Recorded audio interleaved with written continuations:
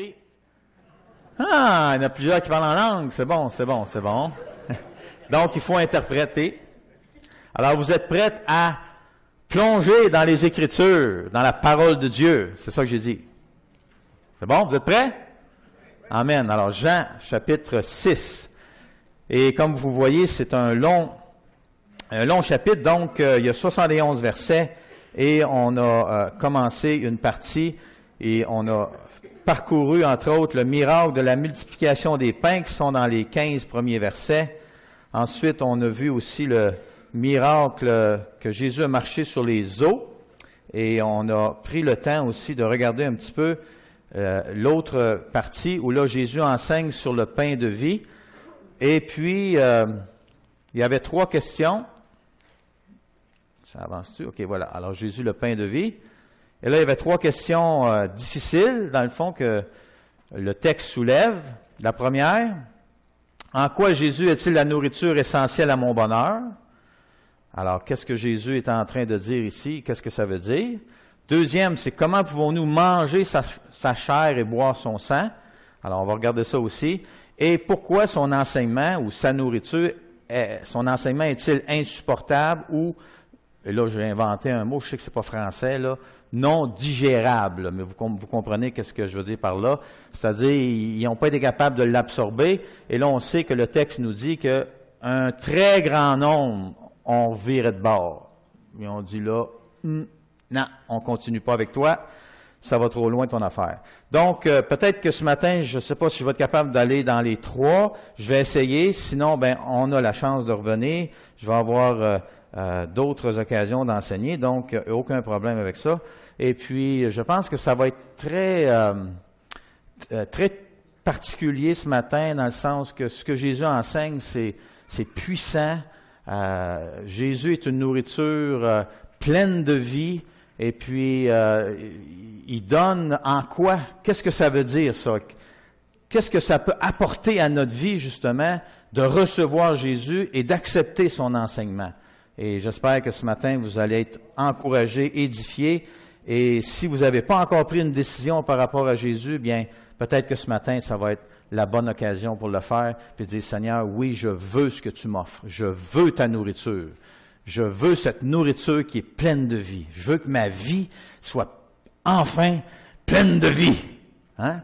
Parce qu'on peut avoir une vie, vous allez voir, il y a 2 sortes de vie. Il y a la vie, puis il y a la vie avec un grand V. Et là, Jésus va parler de la vie avec un grand V. Et c'est moi, ça me dynamise, ça me stimule, ça m'excite, c'est ça. Hein? Alors, j'en veux plus, J'espère que vous allez être comme moi, vous allez en vouloir aussi plus. Alors, on va prier ensemble.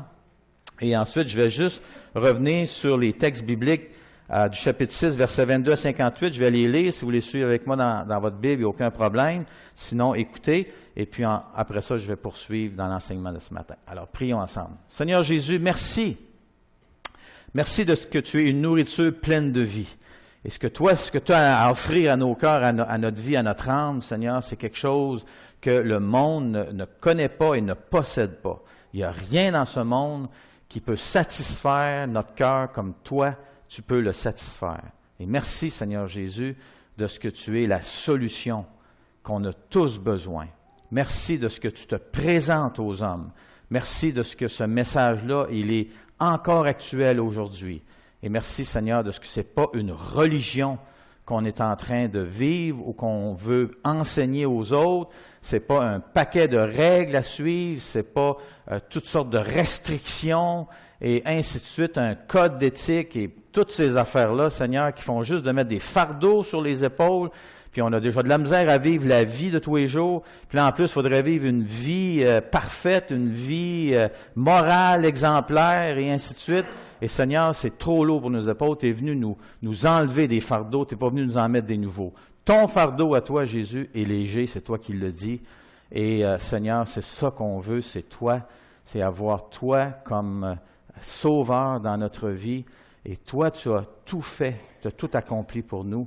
Et là, maintenant, tu as un message fantastique, puissant, de bonnes nouvelles. Et Seigneur, c'est ce message-là qu'on veut goûter et qu'on veut vivre. On dit non à la religion. Mais Seigneur Jésus, on t'invite, toi, à être notre berger, notre sauveur. et que toi, tu puisses nourrir nos vies et justement nous donner cette vie abondante que tu as promis à ceux qui allaient se tourner vers toi par la foi. Alors, Seigneur, ouvre nos cœurs ce matin, aide-nous à comprendre ta parole et surtout à recevoir, Seigneur, ce que tu es en train de dire, parce que ça a une portée tellement grande, tellement pratique pour notre vie quotidienne. Et Seigneur, on veut vivre tout ce que tu nous offres. Pas juste un petit peu, pas juste à moitié. Seigneur, on voudrait vivre au quotidien ce que tu es en train de parler ici dans Jean 6. Et fais-nous la grâce, Seigneur, de cheminer dans cette direction-là, un peu chaque jour, de goûter un peu plus à cette vie abondante, à cette vie délicieuse, qui est une vie avec un grand V. Alors, merci Jésus, en ton nom. Amen. Amen, amen. Alors, je lis Jean 6, 22 à 58, et je vais ensuite répondre à la première question, en quoi Jésus est-il la nourriture essentielle à mon bonheur? Le lendemain, la foule qui était restée de l'autre côté de la mer vit qu'il ne s'était trouvé là qu'une seule barque et que Jésus n'était pas monté dans cette barque avec ses disciples, mais que les disciples étaient partis seuls. Mais d'autres barques arrivèrent de Tibériade, près du lieu où il avait mangé le pain, la multiplication des pains, après que le Seigneur eut rendu grâce.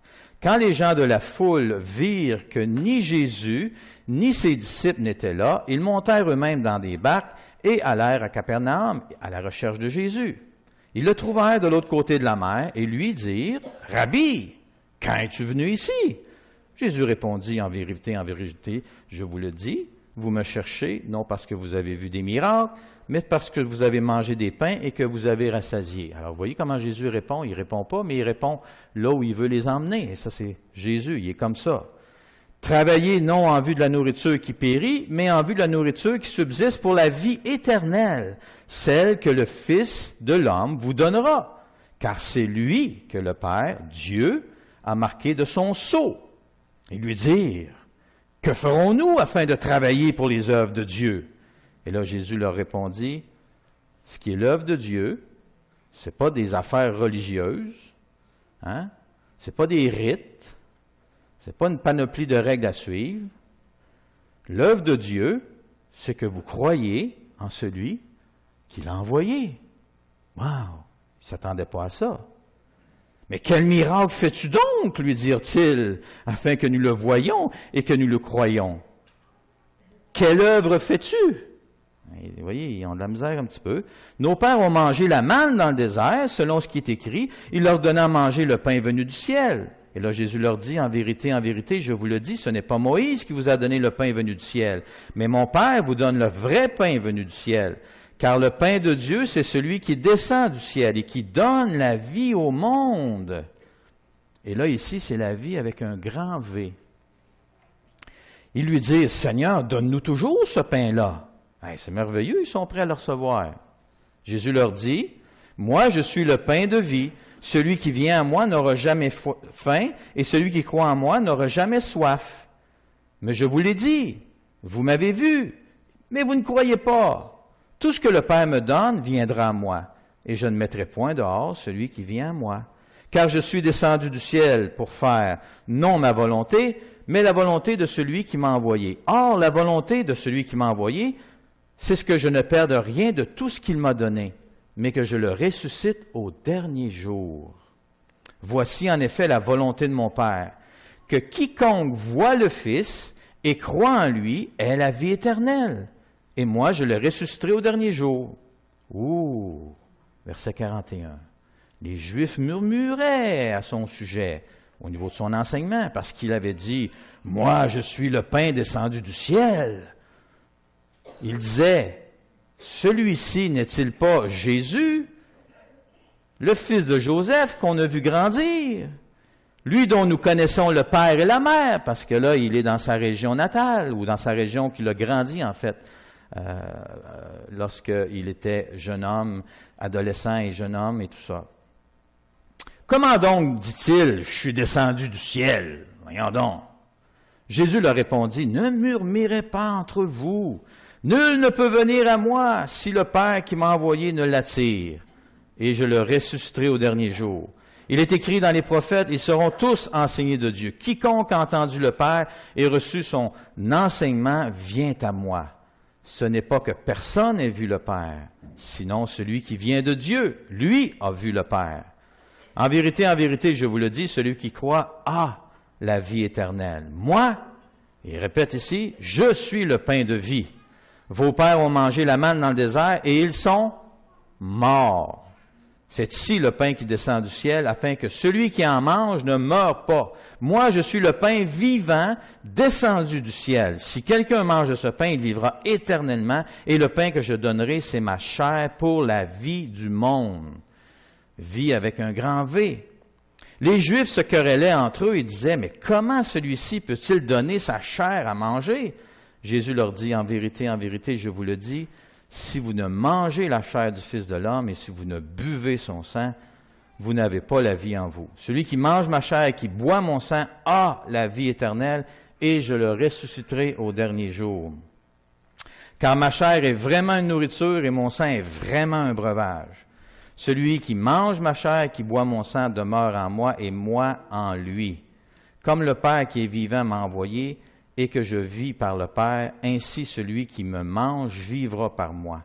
C'est ici le pain descendu du ciel.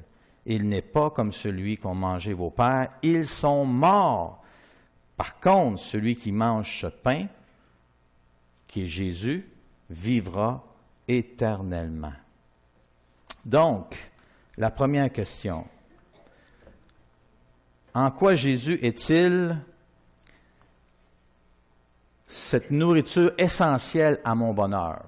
Et là, ici, je vais vous donner au moins 8 choses qui sont sorties du texte, et je vais donner les références, qui démontrent en quoi, justement, Jésus est la seule nourriture essentielle à mon bonheur.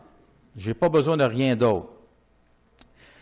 Alors, Jésus, ici, dans ces versets que je viens de lire, affirme au moins 9 fois, il affirme être le pain de vie ou encore le pain qui est descendu ou venu du ciel. Et là, on le voit au verset 33, 35, 38, 41, 42, 48, 50, 51 et 56. Donc, si on ne comprend pas que Jésus est en train d'enseigner sur ce sujet-là, on a un problème, parce que là, c'est tellement répété souvent.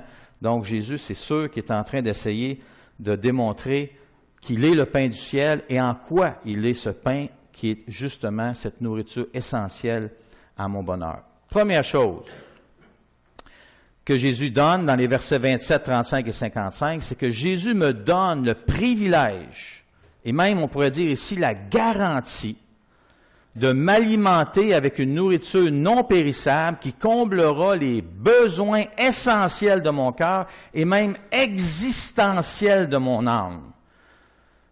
Alors, s'il y a quelqu'un sur cette terre qui peut satisfaire nos besoins, c'est ce pain qui vient du ciel.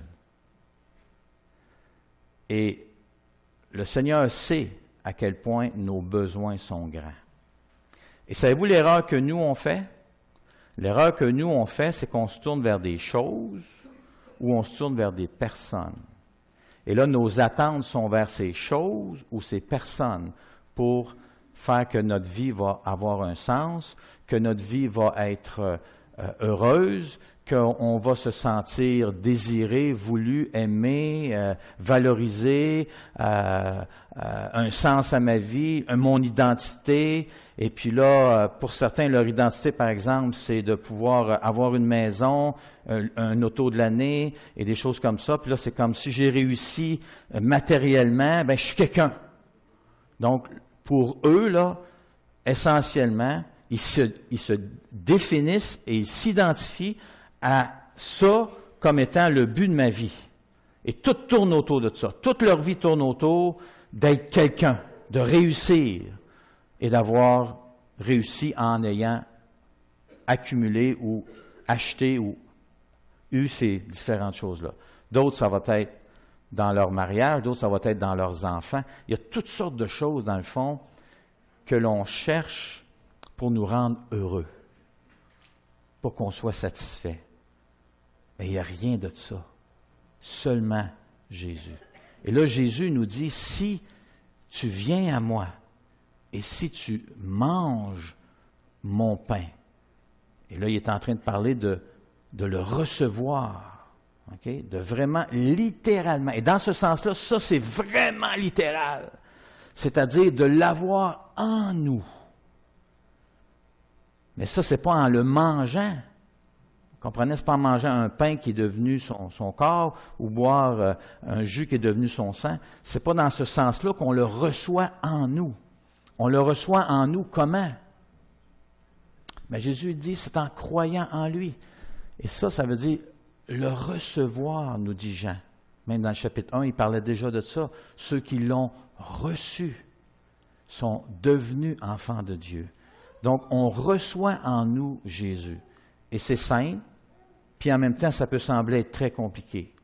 Mais c'est simple dans le sens que c'est souvent par une prière que l'on invite Jésus à faire partie de notre vie, à ce qu'il vienne en nous. Je me rappelle de l'illustration que je trouvais excellente d'un missionnaire qui avait été dans une tribu qui, eux, avaient naturellement toutes sortes de croyances. Puis là, il essayait de leur présenter l'Évangile, puis de définir l'Évangile, qu'est-ce que c'était. Puis cette idée-là de croire en Jésus comme étant le sacrifice que Dieu avait donné pour le pardon de les péchés. Puis là, il fallait qu'ils le reçoivent. Et puis là, ils n'arrivaient pas à comprendre ça. C'était comme trop abstrait, trop bizarre leur affaire. Puis là, à un moment donné, il a vu que une équipe médicale était venue, puis là, il y avait des maladies, autrement dit, dans cette tribu-là, puis là, ils voulaient les aider, et là, ils avaient un remède qui était en capsule. Puis là, ces indigènes-là, ce qu'ils ont fait, eux autres, ils avaient des genres de pendatifs, puis dans leur croyance, pour eux, quand quelque chose était miraculeux, qui avait un pouvoir miraculeux, bien là, ce qu'ils faisaient, eux autres, c'est qu'ils mettaient ça dans cette boîte-là, qui était un peu comme une espèce d'amulette là, qui était religieuse, et puis qui avait, avec ça, il y avait un pouvoir miraculeux, puis ça allait leur faire du bien puis les guérir. Fait que là, ils avaient pris ces capsules-là que l'équipe médicale avait apportées, puis là, ils les avaient mis dans cette amulette-là. Mais ils les prenaient pas. Comprenez? Et là, ils se sont servis de cette situation-là pour dire, non, ça, il faut l'avaler, il faut le recevoir à l'intérieur. Puis là, à un moment donné, ils ont compris ça, et puis là, ils l'ont reçu, et puis là, finalement, ils ont vu les bienfaits. Puis là, ils ont dit, Jésus, il faut le recevoir à l'intérieur. Puis on le reçoit à l'intérieur comment? En priant, en disant, Jésus, viens à l'intérieur, viens dans ma vie, viens dans mon cœur. Je veux que tu fasses partie de ma vie. Et là, Jésus, il va venir. Il va venir dans ta vie. Et là, ça les avait aidés à comprendre cet aspect-là de qu'est-ce que c'est recevoir Jésus dans leur cœur.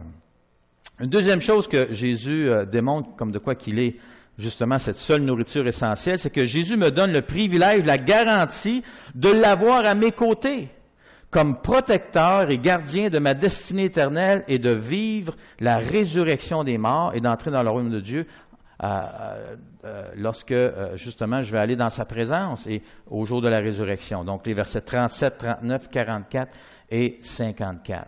Seul Jésus donne cette garantie-là. Et donc, ça fait toute une différence dans ma vie de savoir qu'il est à mes côtés, que je peux compter sur lui pour sa protection et le fait qu'il va me garder et m'emmener dans la vie éternelle. Une troisième chose, c'est que Jésus me donne le privilège, la garantie d'hériter immédiatement de la vie éternelle. Donc, ce n'est pas futur, ça commence même maintenant, au moment même où je place ma foi en Jésus, versets 40 et 47. Quatrième, Jésus me donne le privilège, la garantie d'entendre la voix du Père parler à mon cœur et me communiquer son enseignement sur le sens profond de sa venue et la portée de son œuvre. C'est ça, une relation avec Dieu. C'est que là, tout à coup, je suis en communion avec Dieu. Et c'est ça le miracle qui se passe au moment qu'on place notre confiance en lui. C'est que là, on entre dans une relation avec Dieu dans laquelle on parle à Dieu, mais que Dieu aussi nous parle. Puis on le sait, il nous parle par sa parole, il nous parle aussi parce que quand on s'approche de lui, il interagit avec nous, avec la présence du Saint-Esprit dans nos cœurs. Puis là, des fois, il illumine notre intelligence, il nous montre le vrai sens de la parole de Dieu, il nous touche, il nous amène une promesse au bon moment quand j'en ai besoin, ou j'entends quelque chose qui c'est vraiment pour moi, c'est comme si ça s'adressait seulement à moi, puis on a vraiment l'impression que là, Dieu me parle d'une façon tellement claire, tellement précise, qu'on en est convaincu que c'est Dieu qui est en train de nous parler. Parce que Dieu parle, Jésus parle aujourd'hui. Et Jésus disait ici, c'est impossible de venir à lui si mon Père n'a pas premièrement fait entendre sa voix dans le cœur de cette personne-là, ouvert son esprit pour l'emmener à recevoir cet enseignement-là qui est spirituel, qui souvent va complètement à l'encontre de mon entendement, de ma compréhension des choses terre à terre comme on est souvent. Là, tout à coup, on comprend le sens exact de qu'est-ce que Dieu dit, pourquoi Jésus est venu, qu'est-ce qu'il peut faire dans ma vie, et il est là, et il interagit avec moi. Et ça, c'est fantastique. Une autre chose que Jésus dit, c'est qu'il me donne le privilège, la garantie de ne jamais mourir éternellement. Parce que naturellement, il n'est pas en train de dire qu'on ne mourra pas physiquement, ça ferait pas de sens, mais de dire, regarde, même si tu meurs, tu ne mourras pas. Même si tu meurs, c'est pas vrai que tu meurs. C'est-à-dire, tu meurs, oui, mais tu ne meurs pas éternellement. Tu es vivant et tu t'en vas dans la présence de Dieu. Et un jour, tu vas ressusciter et tu vas être dans la présence de Dieu, même étant maintenant ressuscité dans ce corps céleste-là où tu vas être avec Dieu pour l'éternité. Super beaux privilèges et de belles garanties. 6e chose, Jésus me donne le privilège, la garantie d'être intimement uni à lui. Verset 56. C'est pas rien, ça. C'est vraiment spécial. De pouvoir avoir cette intimité avec Jésus. De pouvoir lui parler de n'importe quoi. Tous les fardeaux de mon cœur, je peux les emmener à Jésus.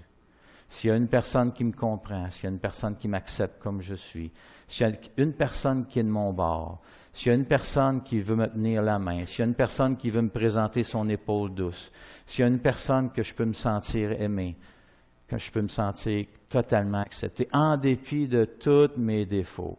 Moi, je vais me faire critiquer par un, par l'autre, puis ainsi de suite. Jésus, il ne me critiquera pas. Jésus, il comprend. Il comprend les luttes de mon cœur. Il comprend pourquoi des fois je tombe, pourquoi je m'enfarge. À chaque fois, il est là, puis il veut me reprendre. Il n'est pas là, qu'est-ce que tu as fait là? Puis, non, il va me reprendre, il va dire, viens ici, Benoît, viens dans mes bras, viens, je te pardonne, je suis avec toi, je t'aime, je te comprends. Et je veux que tu avances, je veux que tu sois de plus en plus fort. Et je vais faire cette œuvre-là en toi. Tu vas voir, tu vas l'avoir la victoire. Lâche pas mon Benoît, tu vas l'avoir la victoire. Savez-vous quoi? Jésus, il ment jamais. Il nous donne la victoire. On vit des victoires. Des fois, on se regarde et on est découragé, mais on oublie d'où on vient. Hein? À un moment donné, j'ai fait un peu comme un genre de portrait de ma vie. Là. Il y avait un cours que je suivais, puis il nous invitait à faire ça un peu, là. Telle période de ta vie, mettons 0 à 5 ans, Puis là, tu essayais d'aller chercher des événements précis, des choses comme ça. Puis là, quand je suis arrivé à ma période de 18 ans et plus, où là, Jésus est entré dans ma vie. Puis là, je regardais en arrière, tout ce qui s'est passé, les choses que j'ai vécues, les gaffes, ainsi de suite, ainsi de suite. Puis à partir de là, il y a eu un point tournant. Puis il y en a eu d'autres. Puis il y en a eu d'autres. Puis là, si je le referais, là, je suis certain que je verrais encore, ah ben Seigneur, regarde, moi avant, je luttais avec ça. Puis là, je lutte plus avec ça. J'en viens pas. Je lutte plus avec ce que je pensais que peut-être j'aurais à lutter avec ça jusqu'à la fin des temps. Puis là, tout à coup, non, le Seigneur m'a donné la victoire. Wow! Mais ça, c'est le privilège de mon intimité avec Jésus. Plus on est intime avec Jésus, savez-vous ce qui se passe? Plus on lui ressemble. C'est inévitable. Moi, je regarde Joël, là, puis il ressemble tellement à Julie. Puis Julie, elle serait d'accord. Joël, il a changé. Ça fait 15 ans, là. Puis il a changé. Avez-vous remarqué? En bien. C'est d'accord, Joël? Hein? On devient tellement intime que le cœur de l'autre affecte notre cœur. Et c'est vice-versa, parce que Julie aussi, elle a bénéficié beaucoup, beaucoup de Joël. Hein? C'est vrai, hein, Julie? Mais ils vivent une belle relation ensemble, comprenez? Mais ça, c'est parce qu'il y a de l'intimité. Moi, j'aime des choses dans ma vie que j'aurais jamais aimé si ma femme ne m'était pas dans ma vie. Juste un exemple. Bien terre à terre.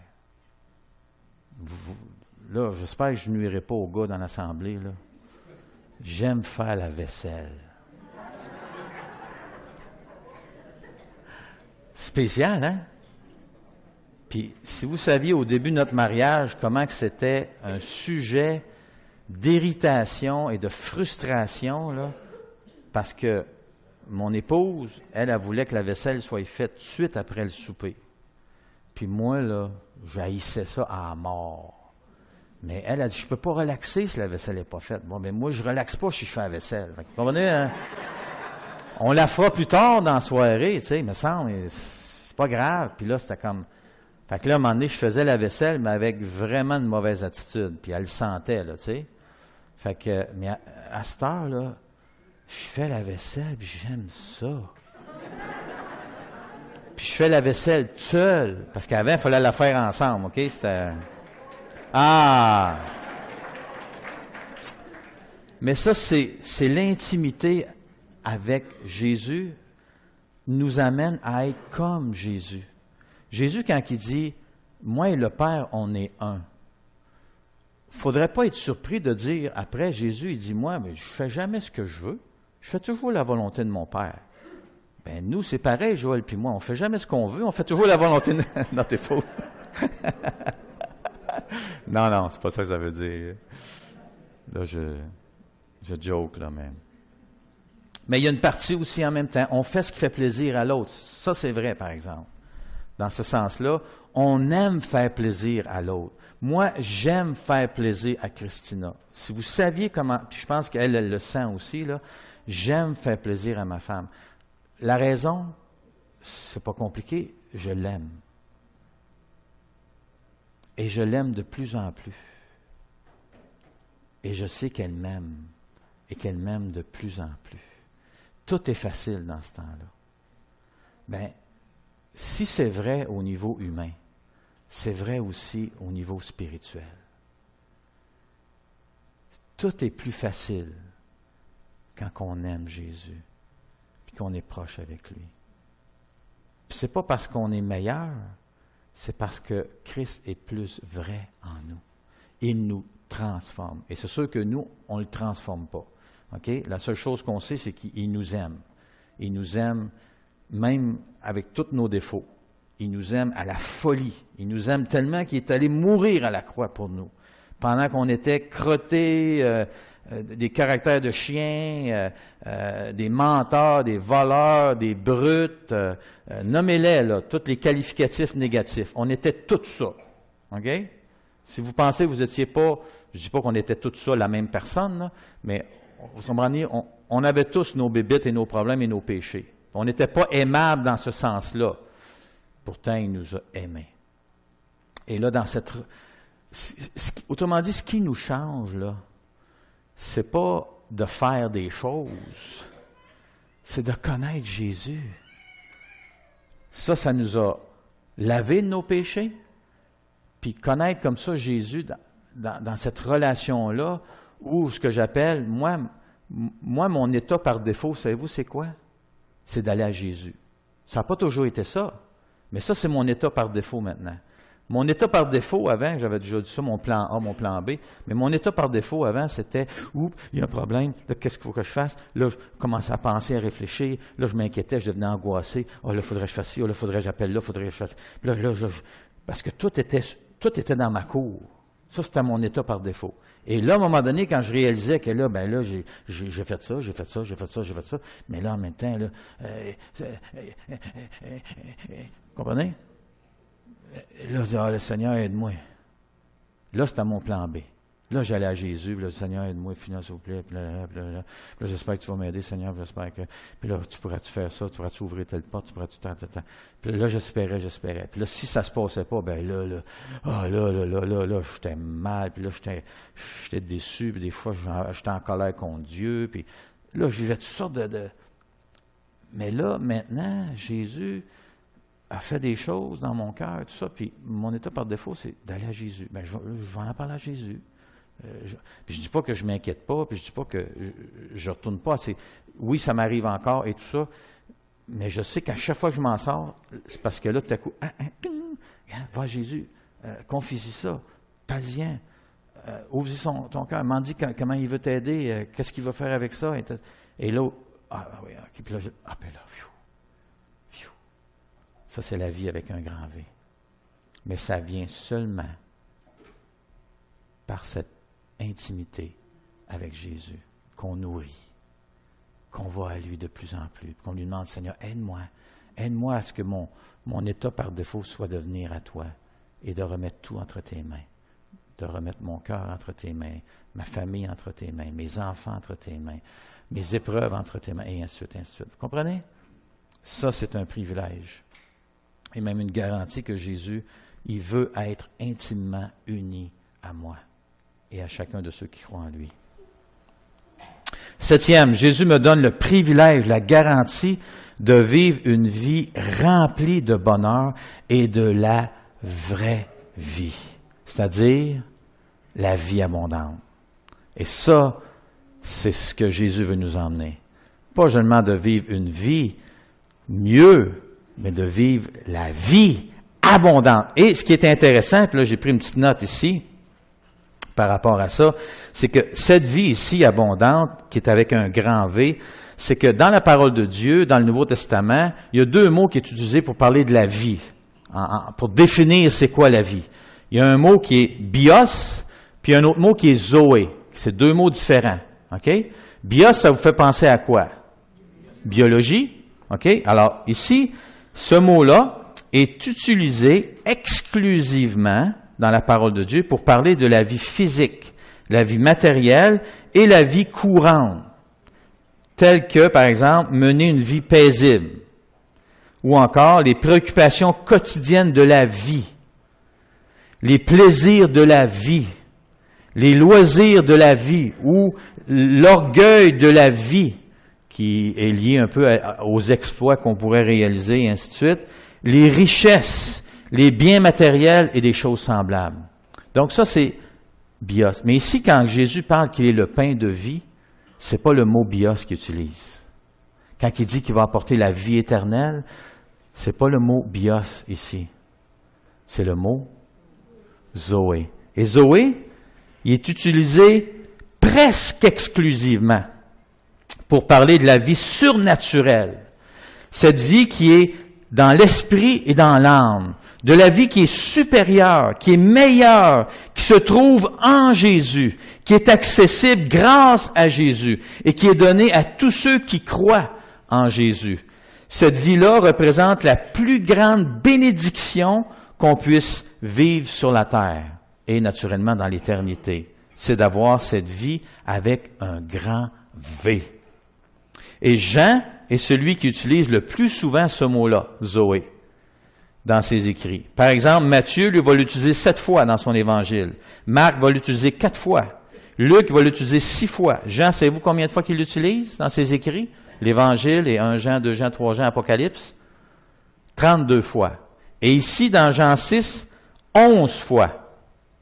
Où là, il veut vraiment qu'on comprenne là, que la vie qu'il est en train de nous offrir, c'est pas la vie bios, là, où là, on va avoir du succès matériel, des biens matériels, de la santé physique et tout ça. Là. C'est pas cette sorte de vie-là que Jésus est venu nous apporter. Jésus nous a apporté la vie supérieure, la vraie vie, la vie avec un grand V. Et là, qui touche à toutes ces bénédictions qu'on vient de voir ici. Et ça, moi, je trouve ça vraiment spécial. Finalement, 8, Jésus me donne le privilège, la garantie de savoir qu'il est le bon choix. Que si je le choisis lui, j'ai fait le bon choix.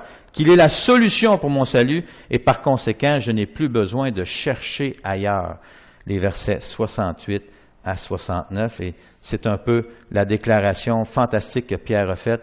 Mais où irions-nous? À qui irions-nous? Seigneur, on t'a trouvé. Tais-toi. Puis là, Jésus a dit, en fait, c'est moi qui vous ai trouvé. Hein, il a essayé de ramener les choses à la place, là. Pierre a dit, on t'a choisi. Jésus dit, en fait, c'est moi qui vous ai choisi les 12. N'est-ce pas? Ouais, c'est vrai. Mais on a dit oui. Oui, ça c'est vrai. Vous avez dit oui. Mais c'est quand même moi qui vous ai choisi. Autrement dit, l'initiative, c'est qui l'a? C'est Jésus. C'est Dieu le Père. C'est lui qui travaille dans nos cœurs. Parce que nous, spirituellement, la Bible dit, on est complètement capote. On est mort spirituellement. On ne peut pas comprendre les choses de Dieu. On ne peut pas comprendre le sens de ce que Jésus est en train de dire ici, la portée de ses paroles. On ne peut pas recevoir son enseignement. Son enseignement, il rebondit sur nous, là. C'est incroyable. Mais s'il y a une œuvre du Saint-Esprit, et que là, pour une raison incroyable, notre cœur s'est ouvert, puis là, essayez d'expliquer ça, pourquoi que votre cœur ou mon cœur, ou si vous êtes ici ce matin, puis que vous êtes en train de considérer le message de Jésus, pourquoi vous êtes en cheminement comme ça, écoutez, ça me dépasse. Mais une chose est sûre, je sais que j'ai dit oui à Jésus. Mais ce que les Écritures me disent, c'est que Jésus me dit, je t'ai choisi en premier. J'ai eu mon regard sur toi avant que toi. Autrement dit, comme j'ai dit la dernière fois, moi je m'en allais complètement dans la mauvaise direction, je courais par là, puis l'éternité, puis Jésus il est l'autre bord, mais moi je m'en vais par là. Puis j'aurais jamais été dans ce sens-là, jamais dans 100 ans, jamais. Puis ceux qui sont dans des religions, là, ils sont pas en train de courir vers le Seigneur, ça fait partie du chemin large et spacieux qui mène à la perdition. Parce que la religion, comme l'irreligion, ça s'en va toutes dans la même direction. La religion amène personne au ciel. La religion, c'est des affaires d'hommes, c'est de l'hommerie, c'est des règles d'hommes, c'est de se glorifier soi-même, de penser qu'on peut réussir à gagner l'amour de Dieu, et ça nous mène à la même place que les gens qui ne croient pas en Dieu. C'est ça que la parole de Dieu nous dit. Et, comme thème de la série sur Jean, eh bien, c'est la suivante. Au diable, la religion, et à Dieu, nos relations. Ça, c'est ce que la parole de Dieu enseigne. C'est ce que Jean est en train d'enseigner, parce qu'il essayait de rejoindre les Juifs. Hein? Puis, pour Jean, ce qu'il est en train de dire essentiellement, c'est au diable la religion. Ça appartient au diable, ça, la religion. La religion, c'est une idée du diable. C'est pas l'idée de Dieu. Dieu, ça a toujours été au niveau de la relation. D'avoir une relation avec lui et qu'on ait des relations les uns avec les autres qui sont impactées parce qu'on a une relation avec Dieu. Donc, à Dieu nos relations. Ça, c'est ce que la parole de Dieu enseigne. Mais oui, merci. Oui, on applaudit le Seigneur. Amen, alléluia. Hein? Puis si vous rencontrez des gens puis qui essaient de vous autres, non, je dis nous, notre slogan, nous autres, à Trois-Rivières, c'est « Au diable la religion ». Puis à Dieu nos relations. Ce que Dieu il veut, c'est ton cœur. Il veut une relation avec toi. Puis il a envoyé son Fils pour que tu aies cette relation-là avec lui. Puis toi, tu t'en vas dans la mauvaise direction. Puis Dieu, il est venu, il a couru après toi. C'est ça que la parole de Dieu dit. Il t'aime tellement qu'il a couru après toi. Puis là, il dit, nous vous en supplions, soyez réconciliés avec Dieu. C'est ça que la parole de Dieu en dit. Dieu nous supplie à travers les uns les autres ou à travers ses serviteurs, ses ambassadeurs, que les hommes soient réconciliés avec lui. Réconciliation, ça parle de relation. Ça parle pas de religion. Quand on a besoin de se réconcilier avec quelqu'un, c'est la relation qui a besoin d'être restaurée.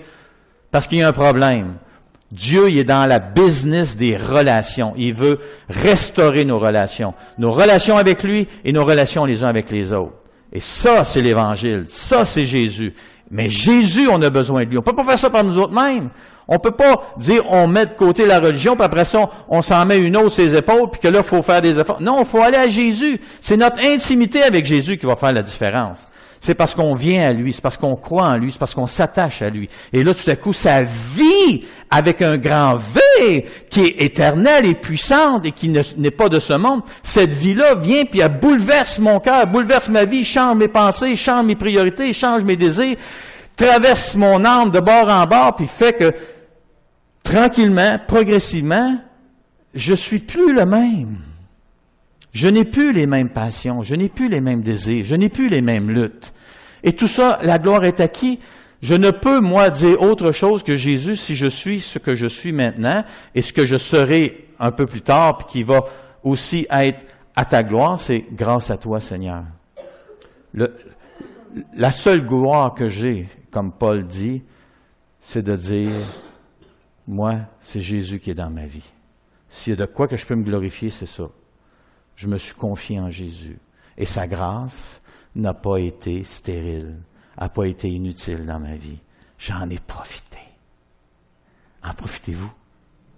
Hein? C'est ça que Jésus, il voudrait dire. Viens, mangeant. Sois avare. Hein? Sois égoïste. Mange de ma grâce. Viens dans ma présence. Profite de moi. Ouais, profite de moi. Profite de mon temps. Accapare-moi tout le temps. Dérange-moi tout le temps. Viens cogner à ma porte tout le temps. Appelle-moi tout le temps. Sois comme ça avec moi. Viens à moi. Viens à moi. Lâche pas. Continue. Lâche pas. Oui, mais Seigneur, encore. Arrête pas. Viens à moi. Tu as besoin de la grâce. Ma grâce va te transformer.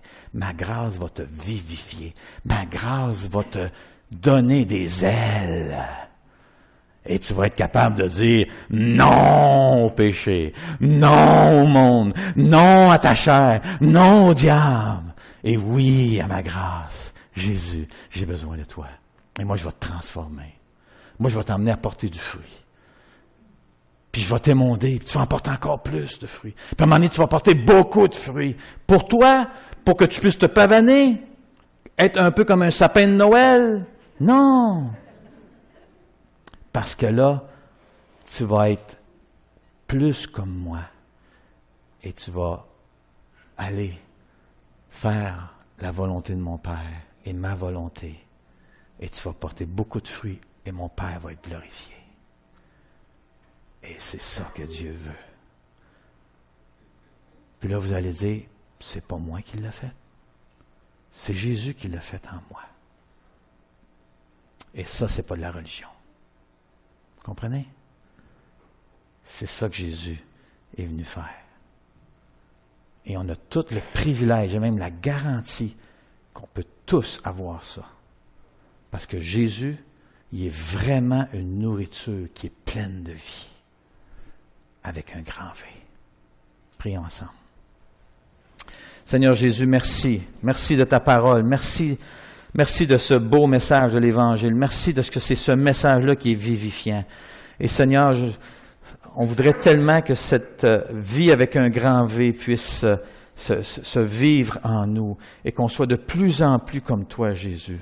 Et qu'on puisse s'abreuver, qu'on puisse se nourrir de toi, de ta personne, de ta parole, et que ton esprit ait accès, et que, Seigneur, on puisse vivre cette transformation de vie. Ah, Seigneur Jésus, puisses-tu être glorifié parce que tu changes nos vies, parce que tu nous rends de plus en plus semblables à toi. Oh, Seigneur, change nos cœurs. Aide-nous, Seigneur, à nous tourner vers toi. Aide-nous à comprendre que c'est de toi qu'on a besoin. Et invite-nous à ta table, Seigneur Jésus, pour qu'on puisse être alimentés et rassasiés. Merci, Jésus, de nous offrir un tel plan. Ton offre, elle est unique, Seigneur, et elle est belle, et qu'elle puisse motiver nos cœurs ce matin. Que l'on puisse comprendre, Jésus, que c'est simplement en venant à toi et en se nourrissant de toi que tout ça est possible. En ton nom et pour ta gloire. Amen.